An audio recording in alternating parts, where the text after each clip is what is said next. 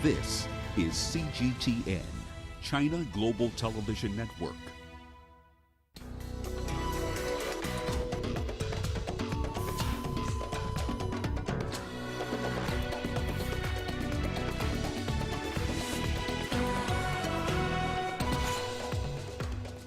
Clashes continue in Sudan as demonstrators protest Wednesday's killing of 15 people. U.S. Secretary of State Antony Blinken is in Nigeria on the second leg of his three-nation Africa tour. And South African engineers build one of Africa's greenest buildings in Cape Town. Hello and a warm welcome to Africa Live on CGTN. I'm Lindy Mtongana in Nairobi. With me in studio is Uche Okoronkwo with a preview of your business news. Thank you, Lindy. And here's a look at what's coming up on Africa Live Biz. Ghana sets its eyes on an economic growth rate of 5.8%.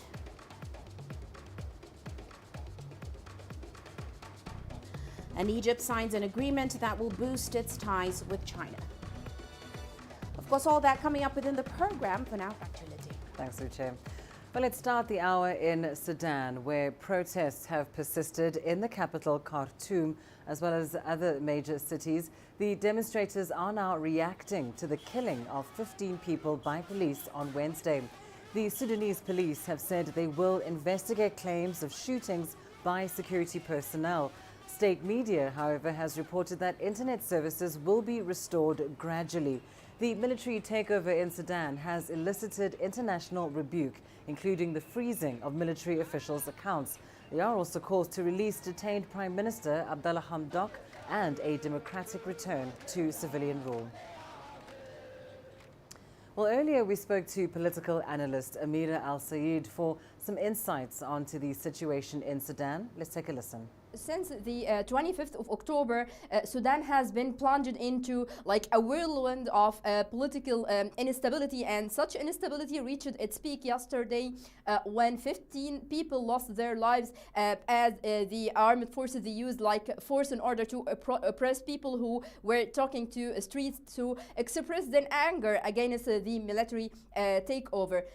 Despite the international condemnation, we have seen that Al-Burhan is moving ahead with his plan as if he is trying to impose the status quo. We have seen, for example, the U.S. State Secretary said from Kenya that there should be the political or there should be democratic handover for the rule in Sudan. The Sudanese people also, they are bearing a brunt of such economic sanctions because now the Sudanese economy is in dire straits, and the hard, we can say the hard-won economic reform is now being hardest hit by such economic sanctions.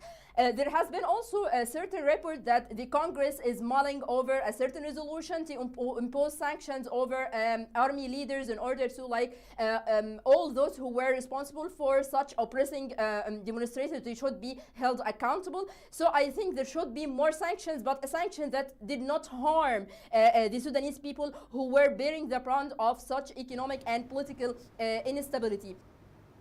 Meanwhile, Sudan's education sector has not been spared amid the military takeover. Many universities have closed, including in the capital, Khartoum. CGTN's Wanja Mungai takes a look at what life is like for students unable to return to class. This is how most days are like for Mudassir Khalifa since his university closed down. He's a student at the University of Khartoum. The military takeover last month caught him by surprise. We didn't know anything. Then the communication service was cut off. There was inconsistency in words, and we could not get the information. There was grumbling amongst the students, and at first, we were unaware of what had happened. Then, there was great grumbling, because it was closed 3 times. The university shut its doors after authorities there reported harassment of their students and professors by security personnel. The situation has become unsafe and we are not likely to endanger the students. And for the university administration to bear this responsibility, the safest was to close the university for the safety of the students.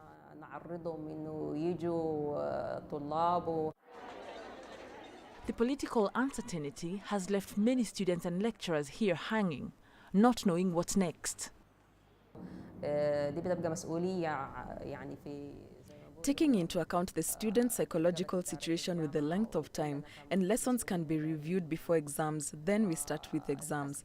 On the other hand, some universities decided to continue studying and refrain from the suspension steps, and stressed the importance of separating politics from education.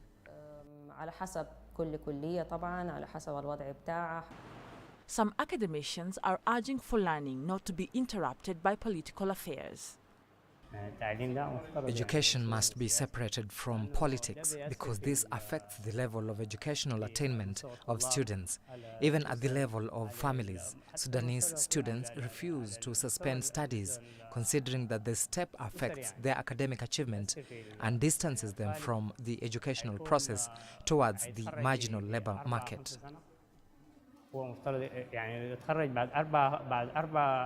With anti-military protests still ongoing in Sudan, Khalifa is uncertain of when he can go back to school and resume a journey to pursue his dreams.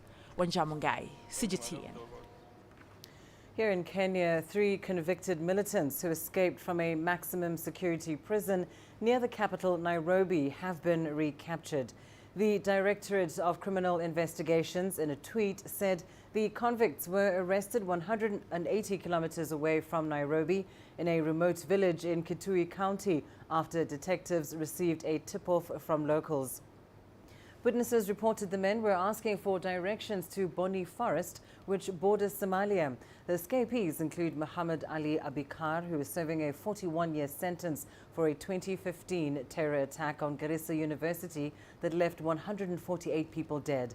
The other 2 men are Joseph Juma Othiambo, jailed for trying to join Somali militant group Al-Shabaab, and Musharraf Abdallah Akulunga, detained for his participation in a foiled 2012 attack on Parliament. Now, the Ethiopian government, through its Ministry of Foreign Affairs, says that it's operating under national law. This is in reference to arrests that have been made in the country, including at least 16 United Nations staff who were detained in the capital, Addis Ababa. A UN spokesperson reported on Tuesday that there have been reports of widespread arrests of Tigrayans. This was also reported by the Ethiopian Human Rights Commission, who on Sunday said it had received many reports of arrests in Addis. The government has said the humanitarian response in the north of the country has resumed. Nobody is going to be scrutinized or held by anyone because of being from a particular ethnic group or from a particular country or from a particular region. What the government does is actually implementing the law enforcement agencies. Only those who contravene with the laws and the regulations prevailing in the country are held accountable. There could be some anomalies by the police forces whenever they carry out these activities. Otherwise, the Vienna Convention is well observed, diplomatic community is well observed, and all we do here is actually, the direction is that we implement rules and regulations, and everybody should strictly adhere to the very essence of the rule and the regulation of the country. Well, staying with the story, the United Nations says 10 of its local staff are still being held by security agencies in Ethiopia. The government says they're in custody for violating the recently imposed state of emergency and could be tried in a court of law once investigations are completed. A UN official on Monday said the government had freed 34 contract truck drivers supplying aid, but 36 are still being held. As CGTN's Girum Chala now reports, the war in northern Ethiopia continues, despite international efforts to end it. The United Nations continued calling on Ethiopian authorities to release its employees who are still being detained over what Addis Ababa said is a breach of the state of emergency rules. Authorities at the Foreign Ministry told us the federal police has already released most UN workers arrested after the investigation was completed. The case for the rest of the detained suspects is being handled by the security team formed under the state of emergency. Ethiopian officials have reiterated anyone either belonging to the UN or AU who breaks the nation's law will be held accountable. On the other hand, war continues in the north, especially in the Amhara and Afar regions. We have received reports from the government source that TPLF forces are losing strategic locations to the ENDF. An organized militia, the youth of Amhara known as Fanos, the Oromo tribe militia and the brave National Defense Force, as well as our Air Force, are repelling the blindly marching rebel force. They have now started a strong offensive, finishing their defensive works.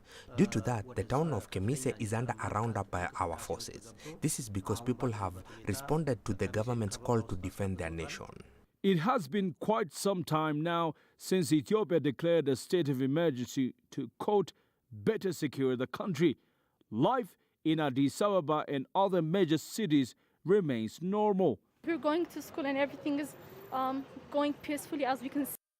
And we didn't see anything new since the state of emergency. As I told you, everything is going well. Everything is going as normal and as before. Since this state of emergency, we are better defending our country following the war waged against it. It's peaceful here, and we have continued supporting the government's effort at the war front. We consider this a necessary step for our security, and we have to prepare for anything needed to maintain our sovereignty. As the war continues, the humanitarian situation in the north remains worrying. Humanitarian agencies have warned that this needs to be addressed as soon as possible to avoid any catastrophe. Meanwhile, the UN has released $40 million towards Ethiopia's humanitarian assistance efforts, part of which is meant for the northern region where conflict still rages on. Grumjana CGTN, Addis Ababa, Ethiopia. U.S. Secretary of State Antony Blinken is in Nigeria for the second leg of his Africa tour, his first since taking office. Blinken's first stop was in Kenya on Wednesday. His visit to Nigeria comes after the United States removed the nation from its list of countries with religious freedom concerns. On this trip, he'll meet with President Muhammadu Buhari. The visit comes at a time when insurgency, characterized by killings and kidnappings, is escalating in Nigeria's north. Blinken is expected to speak on U.S.-Africa policy ahead of his trip to Senegal. Well, let's bring you the very latest on this. We're now joined by CGTN's Phil Ihaza in Abuja. Phil, we understand that the Secretary of State has arrived in the country. What is the latest on Antony Blinken's visit?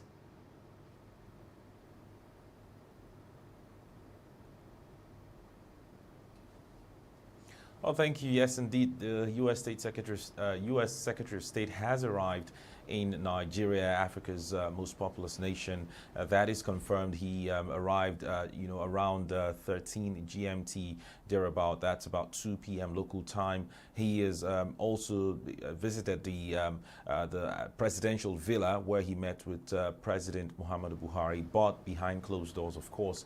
But that meeting has been done and dusted. He's also moved over to the next stage of the meeting, which is a joint presser with quite a number of journalists. That happened just before we came on air, so it's believed that the joint presser is still on as we speak. And we also know that this is actually the first time that someone of such caliber in the U.S. government will be touching down on Africa and, of course, in Nigeria. The visit was supposed to occur in August, but for some reasons it didn't hold as planned. Well, thank you so much for that, Phil. It has a live for us there in Abuja. Well, Nigeria and the U.S. do enjoy long-standing bilateral relations dating back to 1960, when the West African nation gained independence. Trade relations between the countries is robust, and in recent times, a security cooperation between the two has picked up. U.S. Secretary of State Antony Blinken's visit to the West African country is seen as a consolidation of ties. Here's CGTN's Deji Badmus with more. The visit by Secretary Blinken is coming at a time of seemingly renewed commitment from the United States to assist Nigeria in its fight against the Boko Haram and ISWAP insurgency, which has lasted over 10 years. Security cooperation between both countries cooled off under the Obama administration, which blocked the sale of weapons to Nigeria to fight the insurgency over human rights concerns. But things picked up under the Trump presidency, which allowed the sale of the weapons to Nigeria, including 6 fighter jets known as the Super Tucano. The cooperation has continued to hold under Biden. There was a time that the U.S. military was here to help us, but again they withdrew because of some disagreements. And of course, right now they are back because with the Tucano, they also have trainers. Although our people have trained in the United States, there are trainers on ground to make sure that they bring them in on how to properly use those equipment. So if we are cooperating very well, you know, even the issue of kidnapping will be a story for another history. Even though there's been a decline in trade between both countries, the U.S. and Nigeria still remain strategic trade partners. Nigeria is the U.S.'s second largest export market in sub-Saharan Africa, and in 2019, bilateral trade between both countries was estimated at over $10 billion. But while the bulk of U.S. exports to Nigeria is mainly finished products, that of Nigeria to the U.S. is mainly primary products. Trade facilitation is also a very big issue that we need to address. And of course, trade is about competitiveness. We need to build an environment that will make our exports a lot more competitive. Because if we are not competitive, there is no way we can have a very serious inroad into the U.S. market. So because our export sector, non-oil export sector is still extremely weak, not very competitive, either in terms of price or quality. So this has affected our capacity to take advantage of the opportunities in the African Growth and Opportunities Act, AGOA.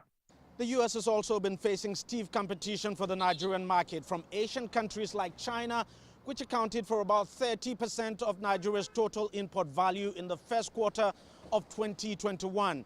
The U.S. actually came fourth in the trade figure released by the Nigeria Bureau of Statistics, and it does not look like that trend will change anytime soon.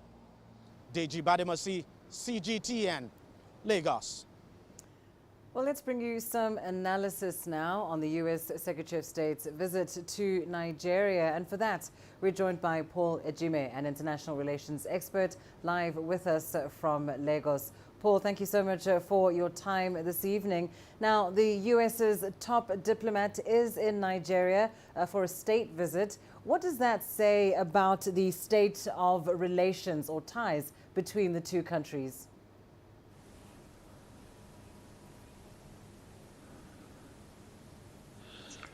Thank you for having me. Actually, I'm in Abuja, the nation's capital. That is where, the Secretary of State will be meeting with, Nigerian officials. And he says a lot about, like your correspondent said, about the consolidation of relations between these two countries, the African giant, Nigeria is called, in terms of its economy and then its population. The largest black nation. America has, a sizable number of black Americans. So it dates back, relations dates back to independence, like we said. But it's always been, moving back and forth. During the former President Trump's period, there were issues about him calling Africans continent of people from countries of black shitholes and all that. That created problems. So I think a Biden presidency is trying to repair those damages and then puts the relations between these two countries on an even keel. The problem is that Nigeria produces mainly oil, and for some time now the import from America has decreased, and so Nigeria is only sending, like your reporter said, unprocessed or commodities that are not processed, while at the same time buying finished goods from America. That leaves some imbalance in trade against Nigeria, which could also be worked on. But the key thing here is security that Nigeria is suffering from, that will need to be, Nigeria needs help, international help. America has stepped up in giving some air assets, aeroplanes, fighters that can help in fighting Boko Haram and all the insurgency in the north. And then there is also the issue about health, the COVID-19. So you know the problem of developing countries having issues with getting sufficient number of vaccines. That can be talked about. And then climate change, and then energy access, because Nigeria, even though produces oil, has a problem with electricity supply. So these are some of the areas that these topics that will be covered. One is expecting that those will be covered, but they cannot be fixed with just one visit by the Secretary of State. Indeed, and of course, as you say, Blinken repairing the damage of the previous administration in the United States, and part of that is discussing a new U.S.-Africa policy. What should we expect on this front?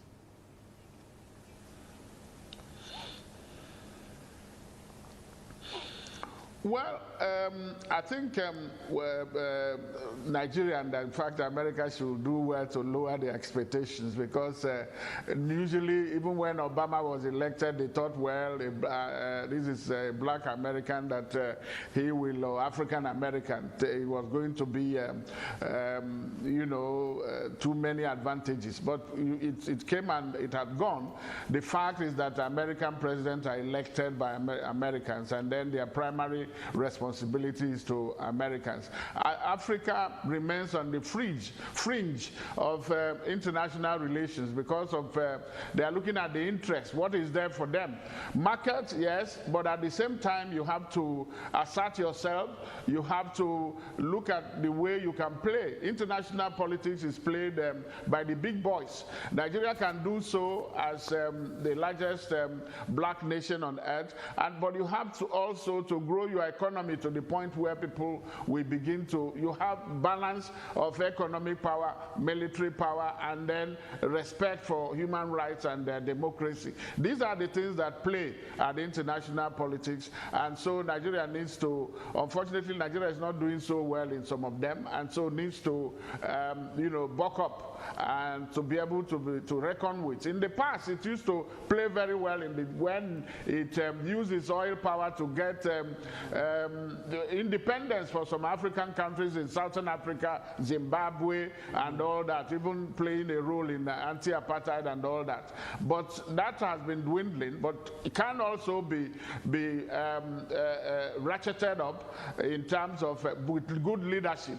I think that is where the issue is. Now getting a leadership that is visionary, that also can play at the at international politics at the top, one of the top boys. Well, thank you so much, Paul Ejime, for sharing those insights with us, international relations expert, joining us there live from Abuja, Nigeria. You are watching Africa Live. Here's what's still ahead on the program. Coming up, South African engineers build one of Africa's greenest buildings in Cape Town. We journey across the dunes and the sweltering sands of the Sahara to bring you stories of struggle, survival and hope from one of the harshest environments on the planet.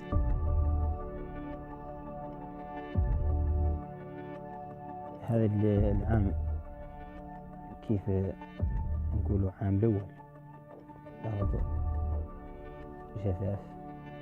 Join us as we explore how climate change is affecting Africa's largest desert.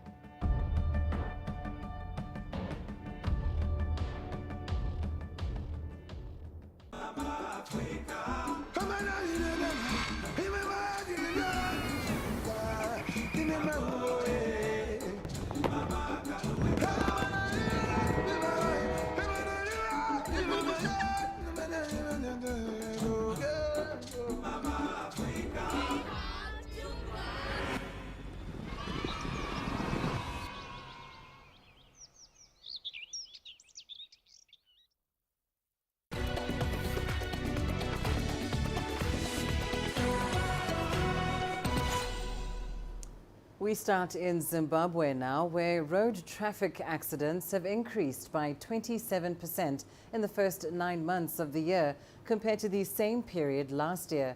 The number of injuries and deaths arising from crashes has gone up by 15% and 20% respectively, with human error remaining a leading cause of accidents. Here's Farai Mokutoya with more. It's been over a month since Blessing Nika was involved in a head-on car crash which fractured his wrist and hip. With intensive physiotherapy, he hopes to be back on his feet in another 2 months. Recovery from the financial setback could take a lot longer. All the plans I had for the year have been put off. I'm self-employed, so all the time I've spent in here means I'm losing out on income. There are also medical bills, which I'll only know fully when I get discharged, so it's a heavy burden. Nika says the collision that put him here was caused by a driver who was trying to overtake but ended up driving into oncoming traffic. It's the sort of bad judgment that has increased road mishaps that have claimed 1,276 lives and injured 5,628 people between January and September of this year. We've realized that most of these accidents, they are being caused by what we call human error, which include, people who are overtaking where they're not supposed to overtaking, people who are speeding in situations which are not safe, people who are also driving defective vehicles. One of the issues which we are grappling with as the police is the attitude of drivers. Drivers who go through road robots. Drivers who drive against the flow of traffic, drivers who drive against one way. In the process, they cause accidents. The state of roads is another contributing factor. Our roads have been quite bad. There's a bit of work on the roads, but our roads have been terribly bad to the extent that you find that you can't drive straight in most of the smaller roads. Even the main roads have had so many potholes. Some of the designs are over. They have been taken over by events and the number of cars. So there should be real designs with proper traffic counts. Government is rolling out emergency rehabilitation works to try to address the deteriorating infrastructure as well as expand the existing road network. Hopefully this and a change in driver attitudes will make the roads a much safer place. Farai Mokutoya, CGTN, Harare, Zimbabwe. Uganda is hoping to set up its own organ donation system to reduce the cost of sourcing life-saving organs from overseas. Health officials say there's a severe lack of supporting infrastructure for domestic transplants and no legal framework to facilitate them. The Human Organ Donation and Tissue Transplant Bill of 2020 is now before Parliament for scrutiny. CGTN's Hilary Ayesiga reports. This patient, who prefers to remain anonymous, is here for his 28th dialysis session.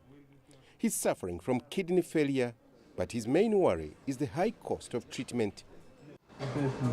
Each session here costs $16.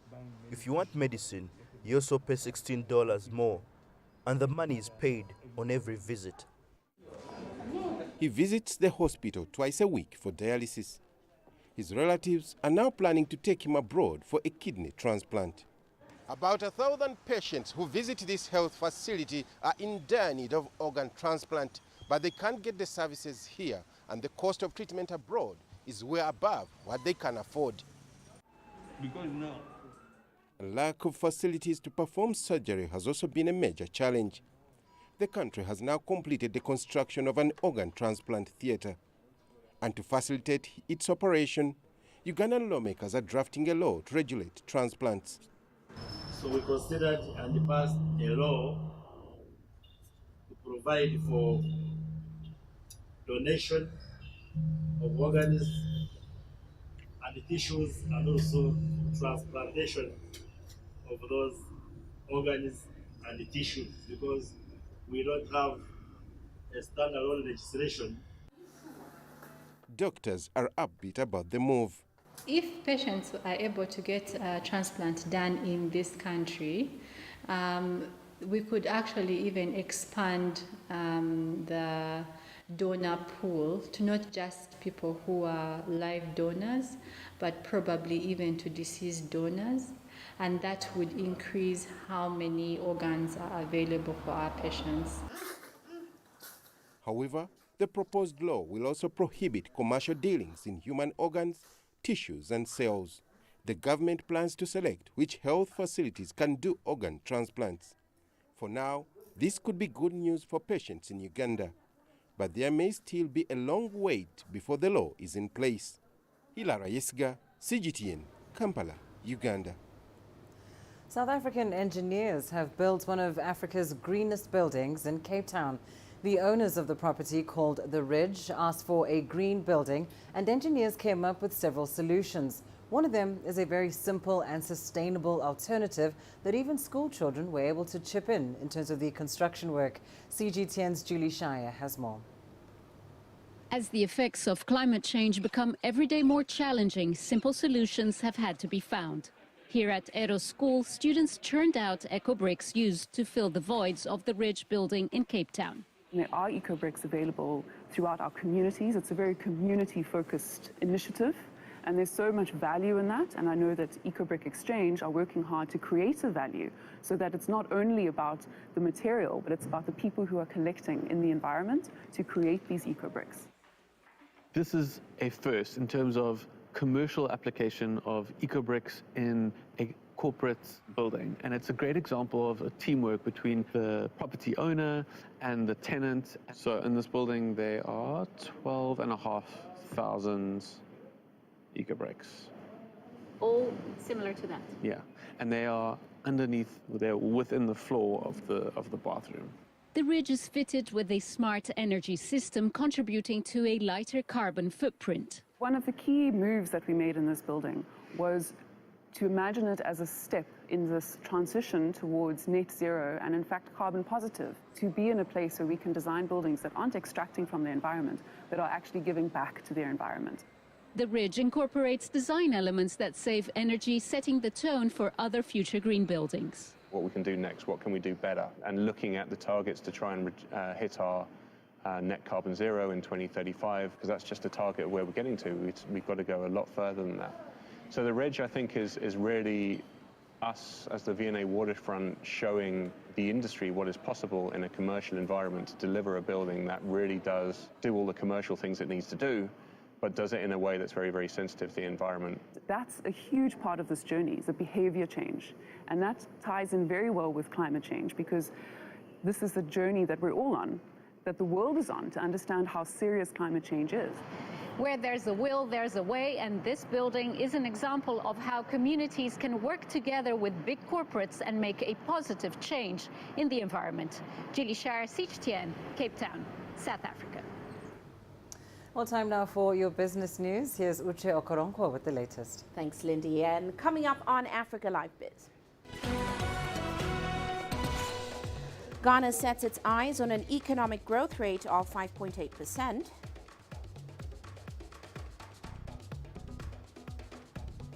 And Egypt signs an agreement that will boost its ties with China.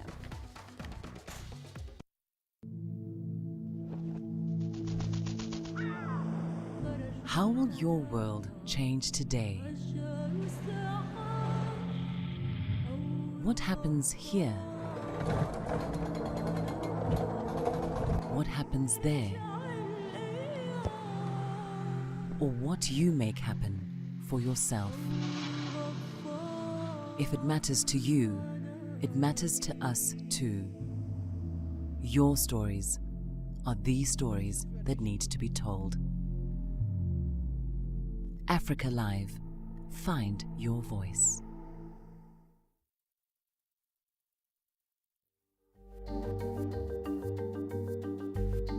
Africa Live. Find your voice.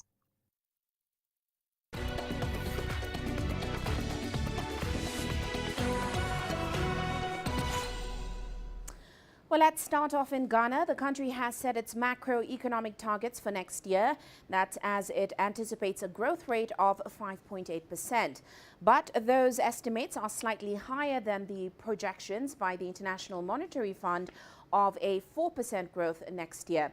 Now, amongst other interventions that the country hopes to implement next year in order to help boost its economy are scrapping road tolls in order to curb the traffic buildup at stop points along the road. The tolling points have become unhealthy market centers, led to heavy traffic on our roads, lengthened travel time from one place to the other, and impacted negatively on productivity. The congestion generated at the tolling points, besides creating these inconveniences, also leads to pollution in and around the vicinities. To address these challenges, government has abolished all tolls on public roads and bridges. After considerable deliberation, government has decided to place a levy on all electronic transactions to widen the tax net and rope in the informal sector. This shall be known as the Electronic Transaction Levy or e-levy. Meanwhile, Egypt and China have signed a new economic and technical cooperation agreement that will help develop the North African state's infrastructure. Now, under that agreement, Egypt will obtain development financing from China in order to implement its Vision 2030. From Cairo, here's Yasser Hakim with the details. The agreement is for China to finance economic projects for developmental purposes. In a press statement released by Egypt's International Cooperation Ministry, the joint Chinese-Egyptian initiative would provide valuable support for Africa's second-largest economy to achieve its 2030 development goals. It strengthens the relation between both countries. Nations worldwide are racing to develop themselves and achieve their ambitions. Egypt wants to maintain itself as a strong, effective player in the Middle East and Africa, while China is a global leader. Building on their historic ties, China is keen to support Egypt's development process, and Egypt is seen as a focal point for China in the region. Over the last few years, China had pledged $1.8 billion to upgrade services like health and education, as well as to develop working skills in Egypt. Maya Abdel Fattah is a director at a number of women-related projects funded by the Chinese grants. Our projects are specialized in economic empowerment, such as entrepreneurship programs and teaching handcraft skills for women through workshops in 27 cities around the country. We also train them on how to transform the traditional cultural heritage into modern products to appeal to modern consumers and to help market these products made by the women. These skills provided by the Chinese-funded program are aimed at creating small businesses as sources of living for women in predominantly poor areas of the North African country. In one of these projects, we trained 450 women. We helped some of them to participate in trade fairs and exhibitions to showcase their handcrafts, and we linked up others to business women who placed orders for their products to be exported. One trainee managed to receive offers to produce and sell 6,000 handbags in a short time. According to authorities in Egypt, Chinese expertise and assistance have also enabled the state to launch over 1,100 vocational training programs for more than 4,000 public employees and directors in various fields like health, tourism, housing and water resources, and more are set to be launched after the latest agreement. Yasser Hakim for CGTN, Cairo. And still in the region, Tunisia's economy grew 0.3% year-on-year in the third quarter of 2021. That is according to the state-owned statistics agency. Now, the country's economy did contract sharply last year by more than 8% due to the outbreak of the pandemic, which of course battered its vital tourism sector. From Tunis, here's Adnan Shauchi with the latest on that data.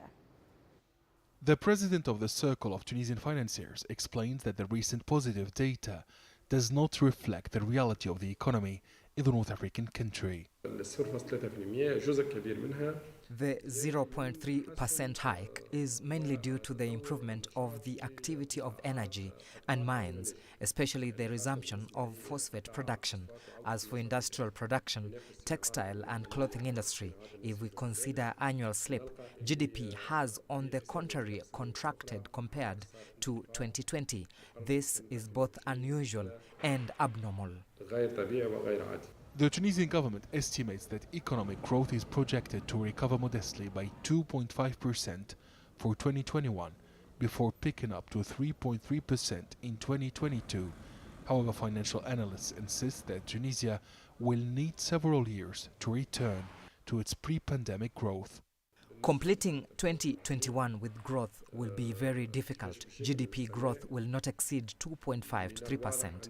The authorities were expecting some 7 to 8% to return to the level of the 2019 gross domestic product, but it's not achievable.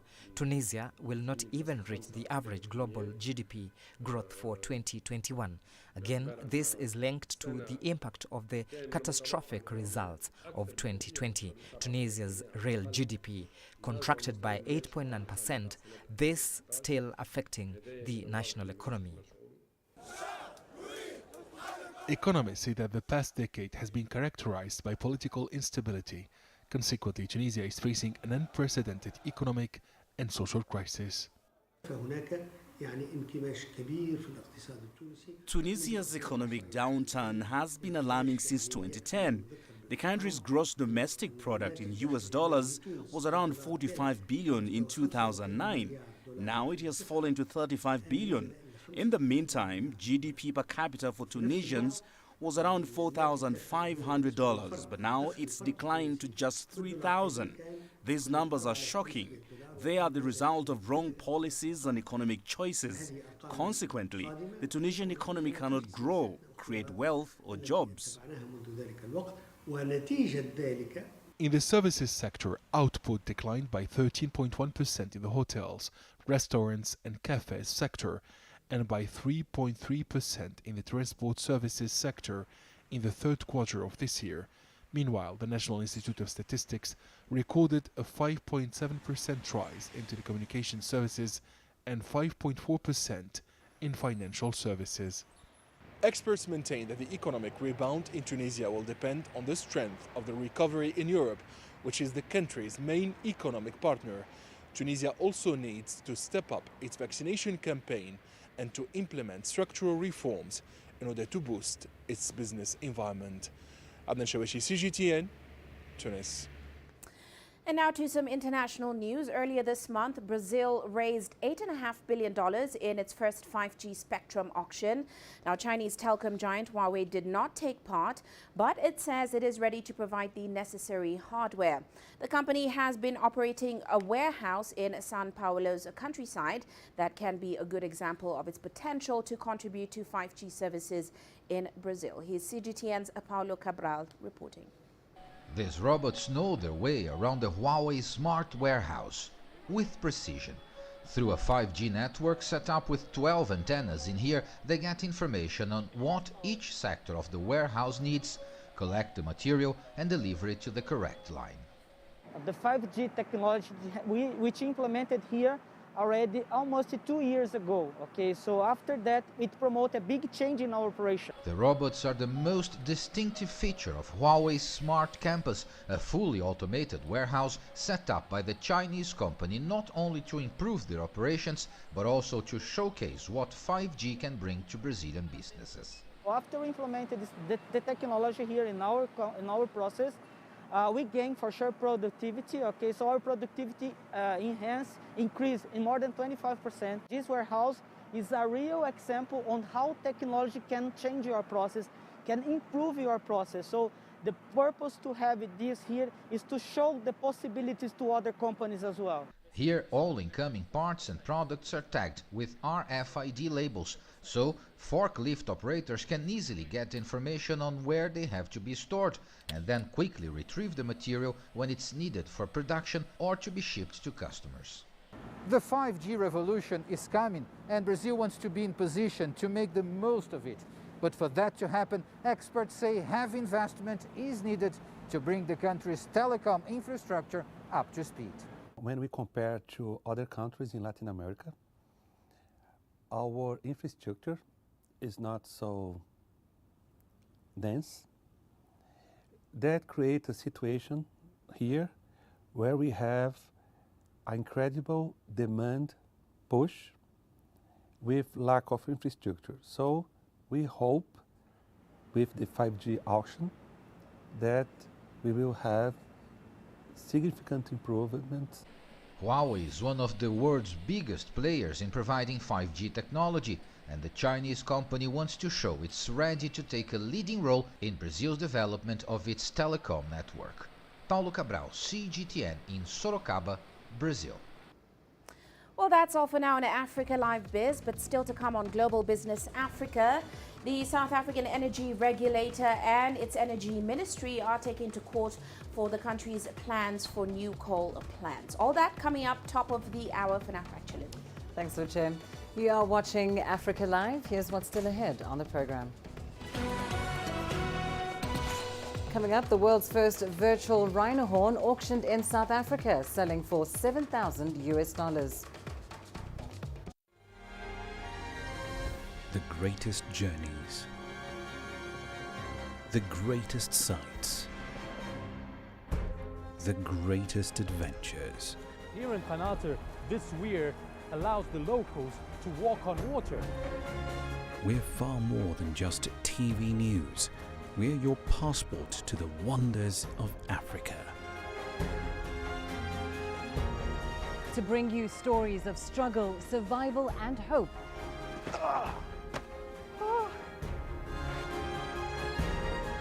So let's explore.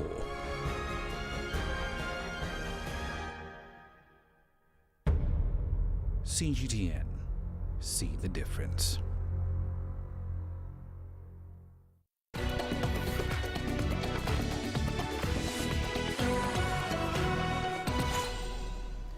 The world's first virtual rhino horn has been auctioned in South Africa. It was sold to a local businessman for about $7,000 in non-fungible tokens. The virtual object is an exact replica of a real horn kept in a safe place. The proceeds of the sale will help rhino conservation efforts. CGTN's Yulisa Jamela has more. It's the first time a non-fungible token of a rhino's horn was sold at an auction here in South Africa. A Cape Town businessman, Charles Jacobs, paid almost $7,000 for the digital horn, which he plans to place into a trust for his children. 105. Non-fungible tokens are quite popular among art collectors who are buying millions of dollars worth of digital drawings and music. A non-fungible token's authenticity is certified by blockchain technology and can be bought and sold online. We were approached by some folks who do a lot of work in this space. We're not NFT experts. We're not digital, Bitcoin experts. We're conservationists. And they came and they said, look, there are interesting ways in this new economy space to think about funding the work that you do. So they were big supporters of what we do. They wanted to help. They said, we'd like to try NFTing a rhino horn, and they have other plans for afterwards. And I initially said, you know what, I don't understand this. I don't see how it's going to create value. It's a digital scan. Why would somebody pay for that? And I'm happy to say I was wrong. It is legal to trade in real rhino horn here in South Africa, but in this case, the real rhino horn has been locked away for safekeeping. The aim of the auction is to raise money to protect real rhinos. Proceeds from the sale will be donated to the Black Rock Rhino Private Reserve, home to 200 rhinos that can reproduce while being protected from poachers. So there are a number of reasons why our population has grown where government populations have declined so dramatically, so terribly. One of them is that we put a lot more effort into anti-poaching, and we have tools at our disposal that they don't. I'm not patrolling a 2 million hectare farm or reserve like Kruger. I'm patrolling a set of 3,000 hectare reserves that we operate. And so in a more confined space, you have a smaller perimeter to patrol, and it's a little easier. According to the Environmental Affairs Department, poachers killed at least 249 rhinos in South Africa during the first 6 months of the year, 83 more than in the first half of 2020. We asked Lutin whether there are other animals that they're dealing with. While we protect other species as well, we have a number of leopards on the property. We have hundreds, maybe thousands of pangolin living freely on the property because we have this security umbrella that we throw over the entire reserve, and other animals get the benefit of that, whether they are our focus or not. But at the end of the day, our job is rhino. It's a very important species, both just intrinsically, but also because it speaks to our capacity to create safe spaces for an abundance of African wildlife. South Africa is home to nearly 80% of the world's rhino population. Yolisa Njamela for CGTN in Johannesburg, South Africa. And coming up in your sports news, up next. South Africa's director of rugby, Rassie Erasmus, is handed a 2-month ban by World Rugby.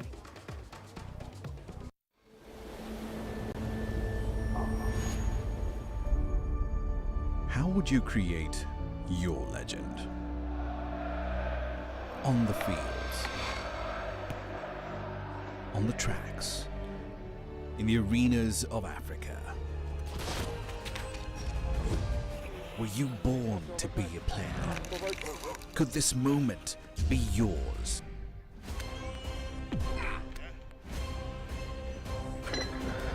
Sports Scene. Find your game.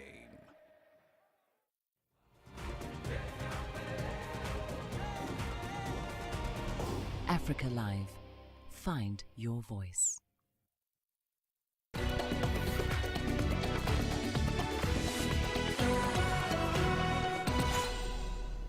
We start your sports news in South Africa, where Director of Rugby, Rassie Erasmus, has been banned from all rugby for 2 months and from involvement with the Springboks on match days for a year. The 49-year-old is being punished following an hour-long video criticising the refereeing in July's first Test match defeat by the British and Irish Lions. World Rugby found the video contained multiple abusive and insulting comments and attacks on the officials. The ban means Erasmus will not be part of the Springbok backroom staff for his team's test against England at Twickenham on Saturday. The World Cup winning coach says he intends to appeal the decision. Meanwhile, the South African rugby team, the Springboks, have continued training ahead of their tie against England this weekend. The match will be the first meeting between the two nations since the final of the 2019 Rugby World Cup in Japan, which the Springboks dominated on the way to a 32-12 win. Back rower Dwayne Vermeulen has, however, warned his teammates to be cautious of the England team. We'll see what we're going to get on Saturday, but obviously it's a team with a lot of skill, a lot of pace, and that really backs themselves. So we have to be wary of who we're facing, and as individuals, and then obviously them playing well as a team. Well, in other sports news, former Cameroon forward Samuel Eto'o has officially filed his candidacy for the presidency of the country's football federation. Eto'o, a 4-time African Footballer of the Year, was accompanied by a crowd of supporters as he submitted his bid at the Cameroon Federation's headquarters. The 40-year-old ex-Barcelona and Inter Milan striker said the current leadership had offered him a position as vice president, a proposition he rejected, and he declared that it was time to rebuild Cameroon football. The Court of Arbitration for Sport in January annulled the 2018 elections won by Seydou Mbombo Njoya, who Eto'o described as having failed miserably. New elections are scheduled for December, a month before Cameroon hosts the Africa Cup of Nations.